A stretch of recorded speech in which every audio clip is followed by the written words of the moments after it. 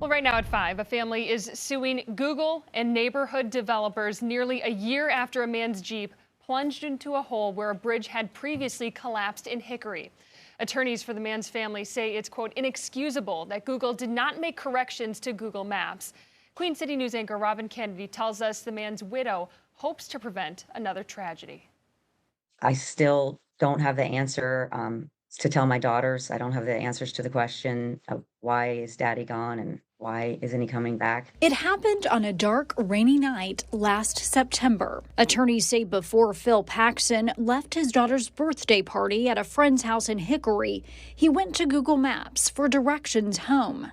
The lawyers say the path laid out by the GPS app sent him on a plunge to his death. To us, it's clear Google unmistakably knew the condition of this road, should not have been sending people over it. The road Paxson was directed to had a bridge that had collapsed 9 years before. Attorneys say his Jeep flipped into the 20-foot canyon and filled with water, drowning him in a creek. I just struggle every day to understand how something so unimaginable and horrific could be allowed to happen. Paxson's widow is suing Google and the developers of a nearby neighborhood. Her lawsuit claims the big tech company failed to update maps after a user pointed out problems multiple times years before. Lawyers also say the original developers of the nearby housing tract never turned over the road to the North Carolina DOT. They're also accused of failing to set up proper maintenance agreements for the road and never replacing the bridge on 24th Street Place. There is absolutely no good reason that this cliff and this canyon were allowed to exist for 9 years and 10 years to this day. We checked out Google's current street view of the road, and it still shows images from 2012 of the bridge still intact before its collapse. But Google Maps with GPS now does seem to route around the closed road. Google tells Queen City News, quote, "We have the deepest sympathies for the Paxson family. Our goal is to provide accurate rounding information in maps, and we are reviewing this lawsuit." Just breaks my heart for my girls. I mean, the loss is immeasurable. Alicia Paxson says she does her best to honor her husband and talk about him with her children. When I think about what a great father he was and how important it was to him being a father. Robin Kennedy, Queen City News.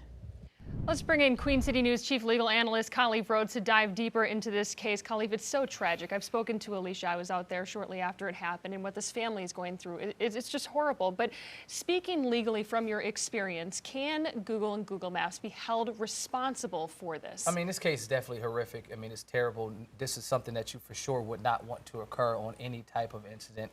And so it's like any other personal injury matter where a person dies. It's a wrongful death claim. And so you're talking about a wrongful act or negligence. Looking at negligence, just quickly breaking it down, damages, death, and so that's the worst type of damages that you can have.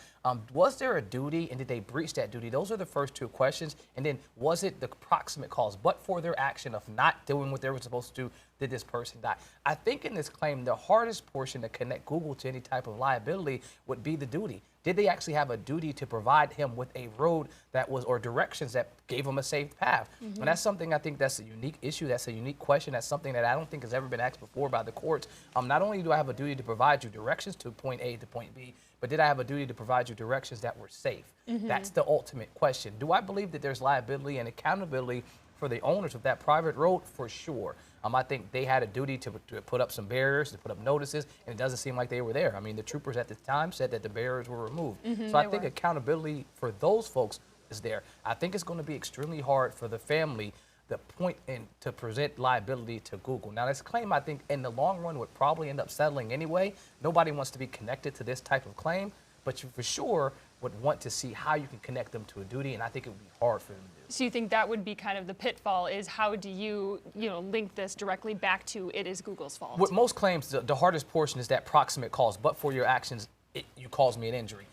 Second hardest thing is, did you even have a duty? Did you have a responsibility to do something, and have you breached that duty?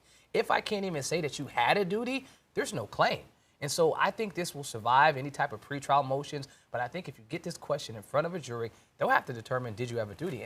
And right now, I think it's really hard to say I have a duty to provide you safe directions. Not to mention, they'll also be looking at who actually owned the road and should have been responsible for those repairs.